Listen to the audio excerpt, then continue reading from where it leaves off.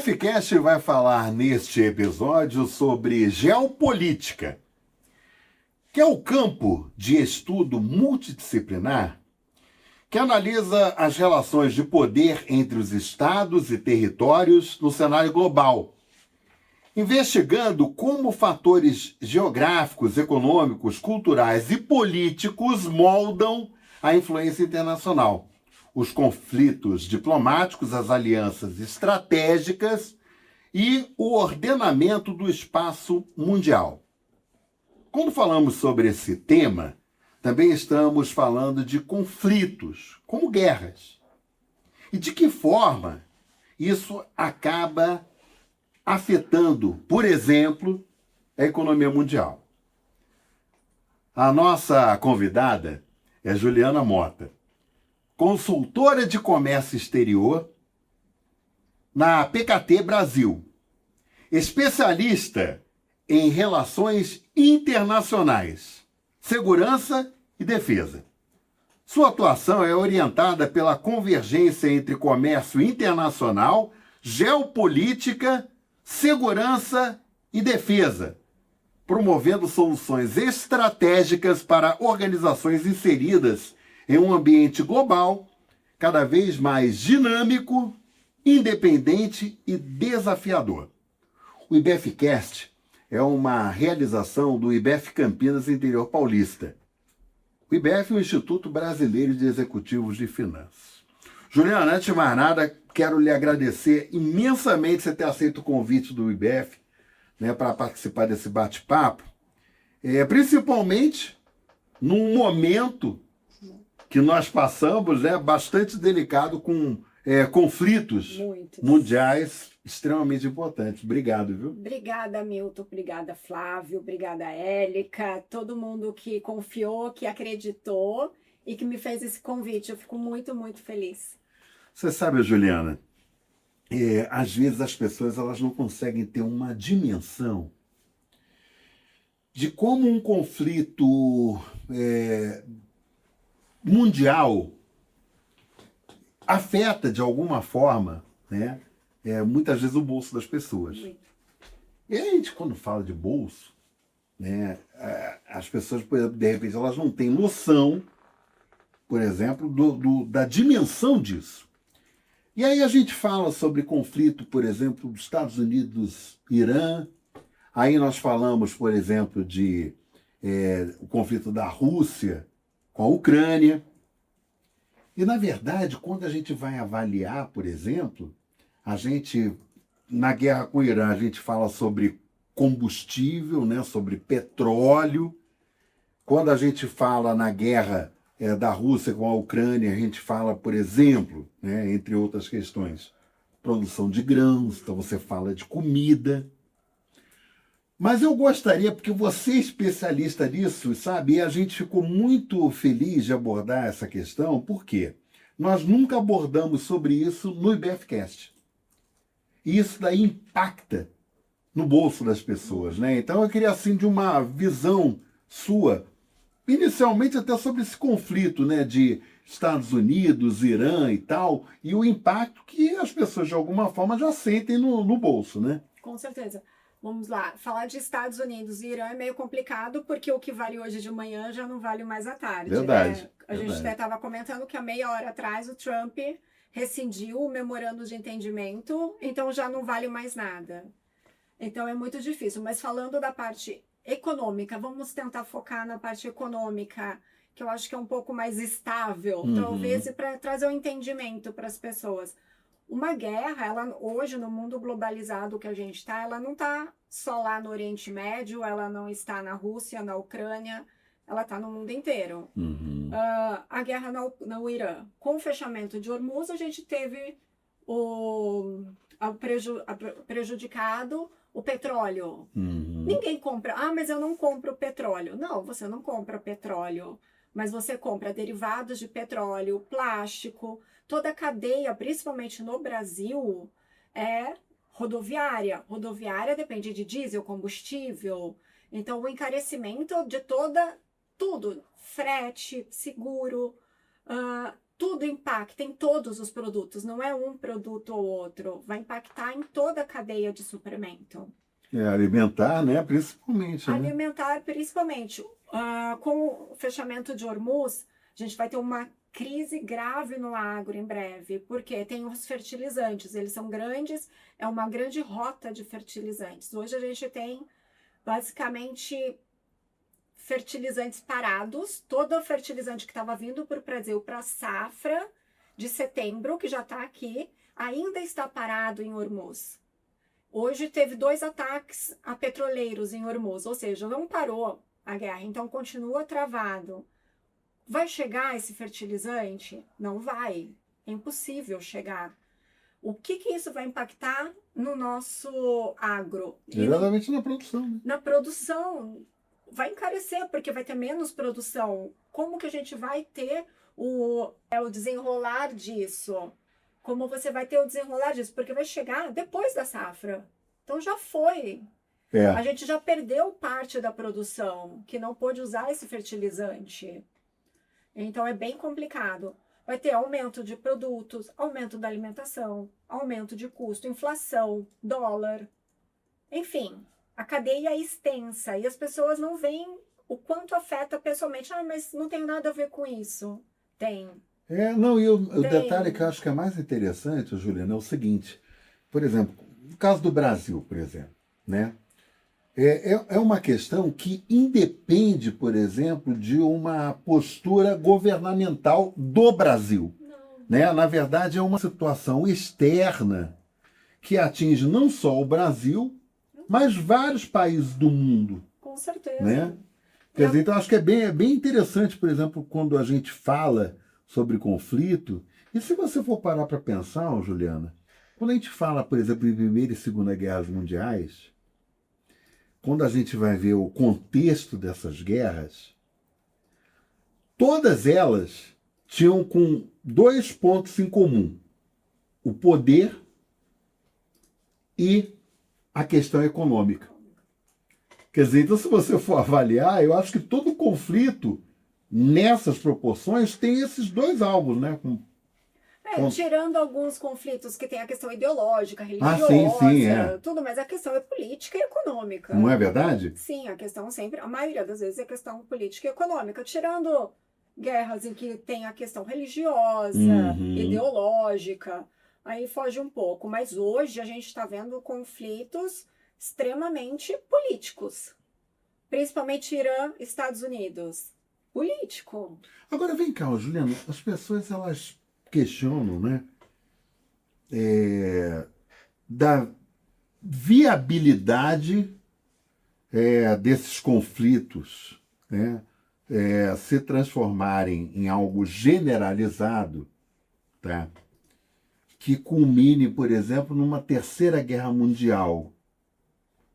Mas eu acho que a questão hoje, o foco hoje, por exemplo, é bem diferente do que foi Primeira, do que foi Segunda Guerra Mundial, né? Eu não acredito que chegaria numa terceira guerra mundial, porque, primeiro, você pega a questão Irã e Estados Unidos. Estados Unidos chamou toda a Europa para ajudar a abrir o Estreito de Hormuz. Ninguém se propôs a isso, ninguém se propôs a ajudar.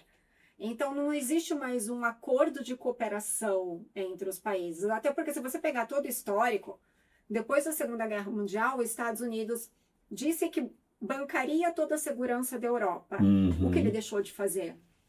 Sim. O que ele deixou de fazer recentemente? Então, assim, foi uma estratégia dos Estados Unidos. Olha, nós cuidamos de vocês, da Europa, na questão bélica, na questão militar. Então, não se preocupem com isso. Se preocupem em reconstruir os países.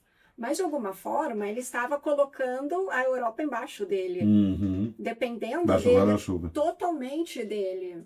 Então, agora, na guerra do Irã, que ele falou, ok, Europa, me ajude a abrir o estreito. Não, eu não vou te ajudar. Porque ele retirou essa ajuda. Então, agora, a Europa está tendo que investir dinheiro dela para se recompor militarmente. Então, não existe mais. É cada um por si. Mas sabe uma coisa que me chama muita atenção, Juliana? Quando você fala, por exemplo, especificamente nesse conflito atual, como a tecnologia ela foi assim fantástica, Isso é fantástico. né? E aí, quando você viabiliza, por exemplo, você dá uma ideia, por exemplo, de Primeira e Segunda Guerra Mundial, todas essas guerras anteriores, de alguma forma a tecnologia ajudou em alguma coisa. Que eu digo assim, por exemplo, o ataque aéreo, Sim. né? Porque aí você lançou, por exemplo, os aviões e tal, que você poderia utilizar em jogar bomba, né? E até o próprio poder bélico mesmo, da própria bomba, né? Contou com tecnologia. E hoje, eu vejo, por exemplo, que o grande lance da tecnologia são dois pontos importantes: inteligência artificial e drone. Uhum. Drones não tripulados. Sim. Quer dizer, então você consegue, com a inteligência artificial, uma eficácia, por exemplo, de você atingir alvos que são alvos importantes de serem atingidos, por exemplo, que contenham um poderio bélico ou uma estrutura, por exemplo, de exército. Né? Então, acho que isso daí é um diferencial também, né? E sem causar tantas baixas, né? Sim. Sem causar tantas baixas. Mas tem uma coisa muito interessante que está acontecendo hoje, tanto na guerra da Ucrânia com Rússia, quanto na guerra Irã-Estados Unidos. Hoje a gente tem um paradoxo entre a super tecnologia do poderio militar americano, que eles têm os melhores mísseis, os mísseis mais modernos, inteligência artificial mais moderna, contra um armamento militar iraniano não tão moderno, mas eficaz. Sim. Extremamente eficaz. Esse é o ponto, viu, gente? E que eles sabem utilizar disso.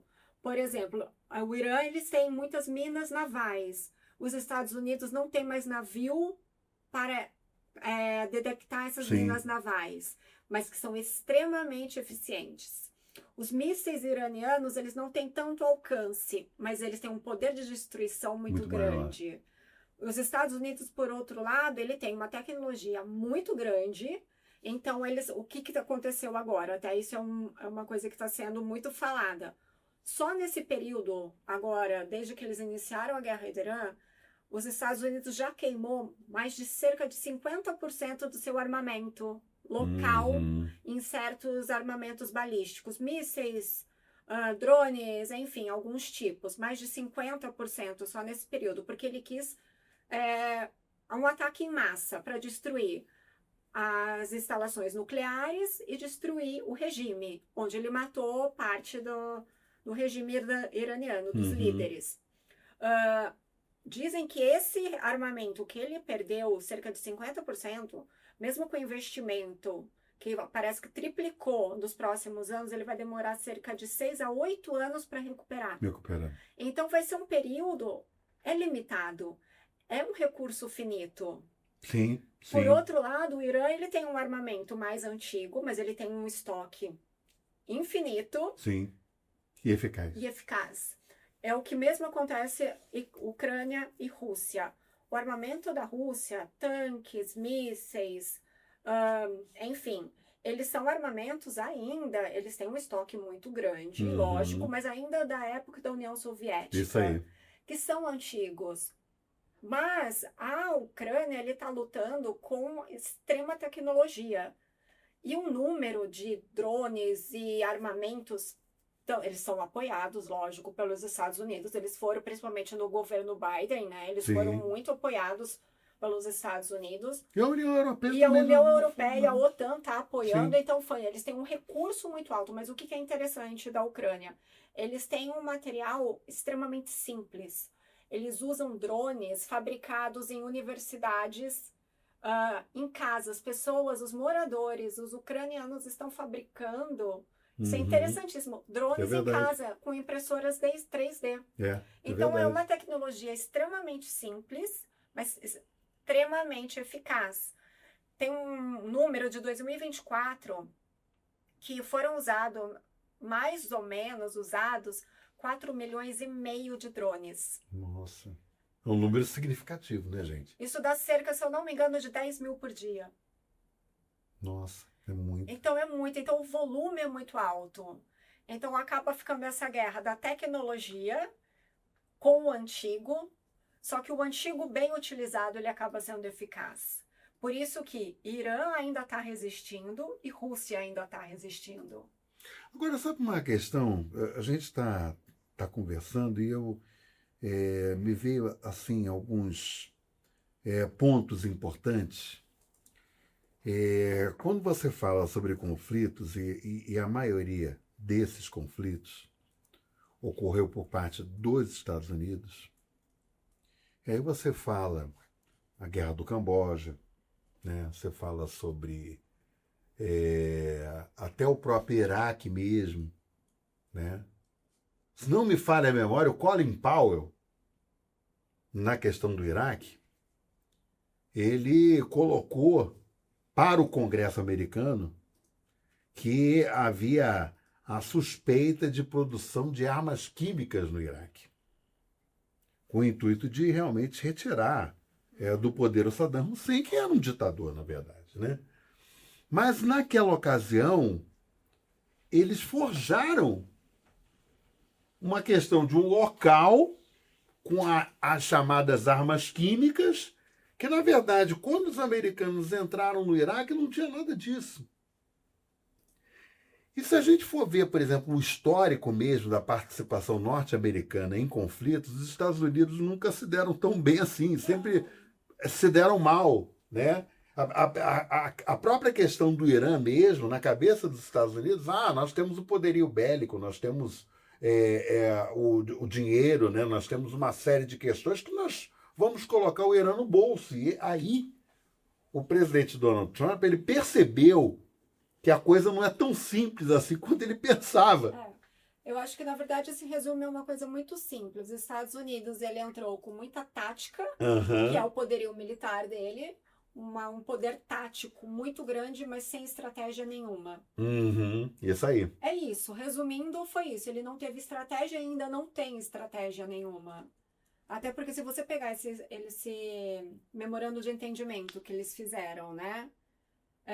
Eles querem destruir, o armamento nuclear do Irã. Que eles acham que tem. Quando eles atacaram aquela base com B-2 deles, sim. Eles já tinham avisado o Irã que eles iam atacar. Então já tinham retirado. Isso aí. Já tinham retirado. Então não fez sentido nenhum. Olha, eu tô te avisando que eu vou te atacar. Então já tira tudo que você tem. Isso aí. Né? Então é bem complicado. E sim, falsas comunicações, mentiras para justificar uma guerra, isso existe desde sempre. Sim. Isso existe desde sempre. Os Estados Unidos, eles sempre não, mas na maioria das vezes fracassou. O Afeganistão foi um fracasso. Foi exatamente o Afeganistão, verdade. A escapada dos soldados, tem um documentário muito bom, não sei se você viu, chama Escape from Kabul. Que é os 40 dias que antecedem a retirada dos soldados americanos de Cabul. Foi um desastre. Não, e cenas chocantes, né? Porque você via, por exemplo, os aviões saindo do Afeganistão e o povo desesperado para não ficar lá. Por quê? Porque o Talibã ia assumir, né? E a lei do Talibã, né, é muito ríspida, principalmente sobre o ponto de vista religioso. Muito. Né? Então, as pessoas estavam desesperadas porque as pessoas não queriam o Talibã lá. Então, as pessoas se jogavam no avião e aquela cena de pessoas caindo, morrendo, né? Foi muito chocante, né? Foi. Mas é isso, eu acho que os Estados Unidos, ele tem um poder, ele usa do seu poder tático, porque ele é o maior poderio bélico do mundo, mas hoje ele não tem estratégia. Isso aí. Ele não tem estratégia. O Irã, por exemplo, ele vai querer retomar essa questão de mudança de regime. Só que para isso ele vai ter que se reestruturar estrategicamente. Porque tem muitas coisas envolvidas, tem muitas redes que eles não sabiam que existiam. Então eles vão ter que dar um passo para trás. A gente quer atacar e mudar novamente? Vamos rever tudo. O Trump, ele começou uma guerra, na minha opinião, né? Não é assim? Ele começou uma guerra para ele terminar a guerra e ganhar o Nobel da Paz. Isso aí. Então, é uma coisa muito sem sentido, né? Não, e assim, quando você pega, por exemplo, o próprio regime político do Irã, eu me lembro do Shah, do regime dos Shahs, né? Que era o Shah Reza Pahlavi e tal. E aí depois mudou pro regime que aí é bem religioso mesmo, do líder supremo, né? No qual eles colocam o líder supremo, ele tem poder acima do presidente do país. Isso, quando eu Quer vou... dizer, então é uma questão religiosa, político-religiosa, né? Vamos dizer assim, né? É quando entrou o Khomeini, né? Em Isso. 79, ali na Revolução de 79. Dizem que, né, os especialistas dizem que esse ataque que Khamenei morreu, que mataram cerca de 3 gerações, que o filho dele, que dizem que está vivo, não está, né? Dizem que não está, tanto que ele não compareceu ao enterro, ao velório. Ou ele está extremamente ferido, ou ele não sobreviveu. Mas eles são uma estrutura tão organizada, que ele já tem planos, por exemplo, se a 3ª geração morrer, não precisa nem ter comunicação. Eles já têm quem assuma. Então, eles são extremamente organizados. Por isso que dificilmente eles vão derrubar um regime. Sim, sim. Porque isso aqui já está é muito deles. E eles têm um povo, o iraniano, ele é muito forte. E eles não esperavam isso. Isso aí. Não, e tem uma coisa que é um detalhe interessante.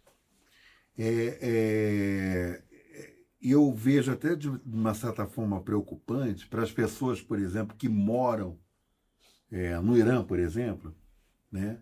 De tudo controlado, né? Internet controlada, né? Como é na China também, né? Rússia até hoje, também. Rússia. Então, quer dizer, você fica numa situação, por exemplo, que você só é informado daquilo que interessa para o regime que você saiba. Sim. Né? É o que acontece muito na Rússia, né? Muitos russos são a favor. Mas por quê? É só aquilo que é mostrado para eles. Mas aí na Rússia você entra em outras questões, né? Desde quando começou, quem é o Putin, da onde ele veio, qual o pensamento dele, e os impactos que isso traz. Eu, pessoalmente, eu já fiz negócios com a Rússia em alumínio. A Rússia é um grande produtor de alumínio. É muito difícil. A negociação é difícil, é muito difícil. Mesmo ele sendo acho que é o 2º produtor mundial de alumínio, é extremamente difícil. Até também porque eles desconfiam da própria sombra, né? Tem esse detalhe também, né? Não é nem a desconfiança, Milton, eu acho que é muito mais a dificuldade. É dificuldade mesmo, né? De tantos embargos. Mas por conta do regime, né? Por causa dos embargos. Tá. Porque eles até tentam fazer negócios, você até consegue fazer negócio, mas de algumas formas mais escusas, talvez, eu não sei se essa é a palavra, mas é muito complicado. Porém, você consegue fazer excelentes negócios. Porque eles não têm para quem vender. Isso aí. Eles têm uma produção gigante, mas eles não têm para quem vender. Você sabe, Juliana, a gente está conversando e me veio à cabeça, por exemplo, 2 questões recentes também, claro que não são na proporção dessa questão dos Estados Unidos e Irã, e nem na proporção de Rússia e Ucrânia, mas a questão da influência dos Estados Unidos em estruturas menores, sob o ponto de vista político, Venezuela, o Maduro, né, a prisão do Maduro, e quando você vai para Cuba, né, o resquício, né, daquele regime cubano, do Fidel Castro, da família Castro, né? E aí eu fico pensando no seguinte, nessa situação toda, o que existe de comum, né, quando você fala de Cuba e Venezuela? Um público, uma população extremamente miserável. Não é nem miserável. Eu estive em Cuba e eu fiz negócio com Venezuela. Eu vou te dar um exemplo triste que eu passei com Venezuela. Eu também fiz negócio. A Venezuela também é um grande produtor de alumínio. Então, a Venezuela, hoje ela está passando por um problema, eu não sei nem se tem volta, porque é muito triste, é muito triste. Nós trouxemos alguns empresários da Venezuela, desse produtor de alumínio, para cá. Colocamos no hotel. É só um exemplo para você ter dimensão da realidade deles, tá? Levamos para jantar, para almoçar e colocamos no hotel. pessoal do hotel me ligou, falando assim, Juliana, olha, vocês estão com alguns clientes aqui, a gente teve que conversar com eles, porque eles chegavam no café da manhã, pegavam 4 pratos e enchiam os 4 pratos ao mesmo tempo. Nossa. E a gente explicou para eles que o buffet é à vontade, mas eu acho que para eles é tão... Sim. Não existe alimentação lá. Então, era muito difícil. Quando tiveram o check-out, sabe minibar? Uhum. As coisinhas de minibar. Eles limparam o minibar. Limparam. Aí veio uma fatura, por exemplo, assim, de R$1.000, só de minibar. Aquilo me doeu, porque, Sim. gente, eles não têm aquilo. Aquilo lá eles vão distribuir como presente para a família, porque Sim. é uma bolachinha. Então, realmente é muito triste. Eu estive em Cuba, é uma realidade que você não tem ideia. É muito triste, né, Juliana? É muito triste, assim, porque existe uma Cuba para o turista e uma Cuba Sim. pro cubano. Eu tive que ir no mercado cubano. Não tem nada. Vazio, né? Não tem nada. É um tipo de água, é um tipo de bolacha, é um tipo, e tudo muito caro. É porque não tem concorrência, né? Eles não têm acesso, e é uma pobreza absurda. E assim, não tem recuperação, o investimento. Hoje a China investe muito em Cuba para reestruturar. Uhum. China e Canadá, eles investem bastante. Tem muito turista canadense em Cuba. Eles reestruturaram todo o centro para ver se conseguiria ajudar a reestruturar, mas é muito triste. Mas assim, é uma miséria que te dói, sabe? Você estar num hotel 5 estrelas e saber que aquela pessoa que está te atendendo, ela jamais vai comer o que você está comendo no almoço. Sei. É muito triste. Não, e eu acho, Juliana, que é importante, por isso, um dos motivos de nós falarmos nesse episódio do IBFcast sobre geopolítica é justamente para as pessoas terem uma visão, uma ideia, né, de todos os conflitos, o que se gera e o que mais dói é que, na verdade, a população, né, acaba sendo a grande vítima, né, da decisão de pessoas que têm influência, que têm esse poder justamente de decisão. Né? Então, assim, eu quis lembrar e falar sobre essa questão da Venezuela, sobre essa questão de Cuba, né? Porque o povo sofre demais. E aí, quando você vai, por exemplo, você pega até a própria população, por exemplo, do Irã, e você pega, por exemplo, a própria população da Ucrânia, eu fico imaginando, por exemplo, a insegurança que as pessoas têm de que a qualquer momento pode cair um míssil onde eu moro e, de repente, exterminar, né, as pessoas naquele espaço. Então, eu acho que a questão do conflito em si, né, ele acaba gerando um estresse extremamente forte nas populações que estão sendo atingidas, né? O grande prejudicado de um conflito, de uma guerra, é a população. E sempre são os mais fracos, mulheres e crianças. Sim. Infelizmente, são os que mais sofrem. Na Ucrânia, por exemplo, hoje a gente tem... Tudo começou em 2014, com a revolução, que eles chamaram Revolução da Dignidade, quando o então presidente, ele não aceitou entrar na União Europeia, porque era a única oportunidade que eles tinham de desenvolvimento. No dia anterior à assinatura do acordo com a União Europeia, o presidente voltou atrás e se aliou novamente à Rússia. Então, aquilo gerou um conflito de mais de 100 dias, se eu não me engano, que foi terrível. Com isso, desestabilizou, o presidente fugiu, desestabilizou a Ucrânia com essa fraqueza. Foi o Zelensky que assumiu, né? Não, ainda não. Ainda não? A Rússia anexou a Crimeia, que foi esse grande verdade. marco, né, da anexação da Crimeia. Ali nisso tudo desestabilizou. E a Ucrânia, se você olhar geograficamente, ela é a porta para a Europa. É isso aí. Ela é a porta para a Europa. Então, por que é tão interessante para o Putin? É a porta para a Europa.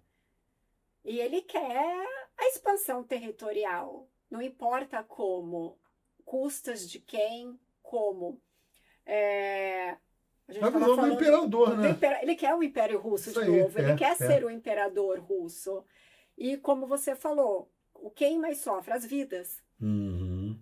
Nós tem uma média hoje de estudo que de cerca de 1,5 milhão de baixas na Rússia, isso só Rússia, 500 e poucos mil na Ucrânia. Nossa. Então, mais de 2 milhões de pessoas.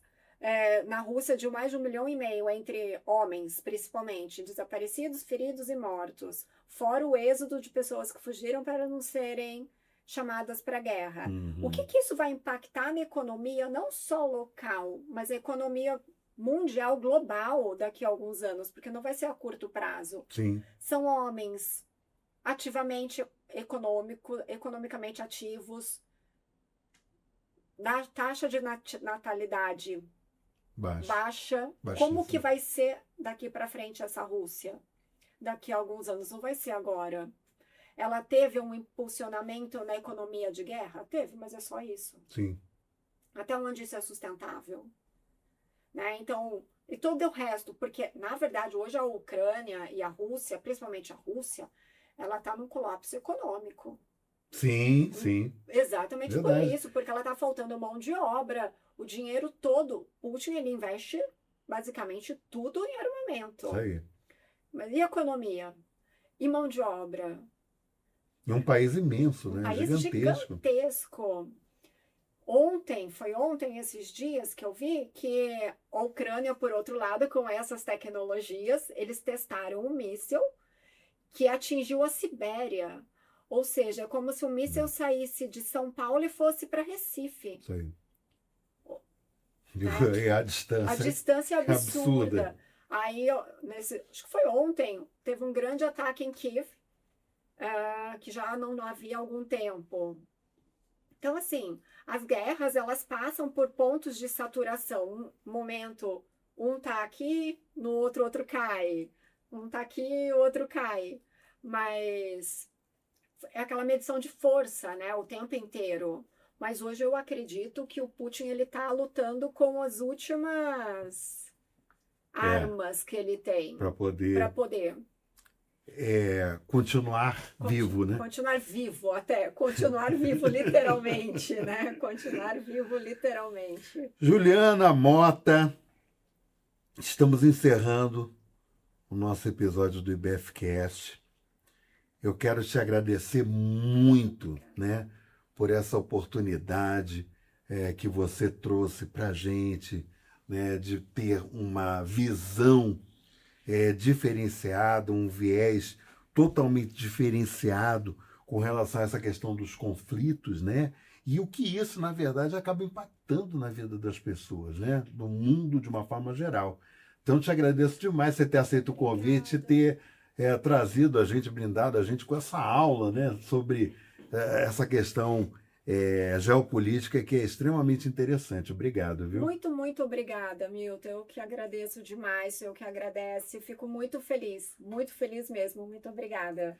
E você veja e reveja quantas vezes você quiser o episódio com a Juliana Mota na página do IBF no YouTube.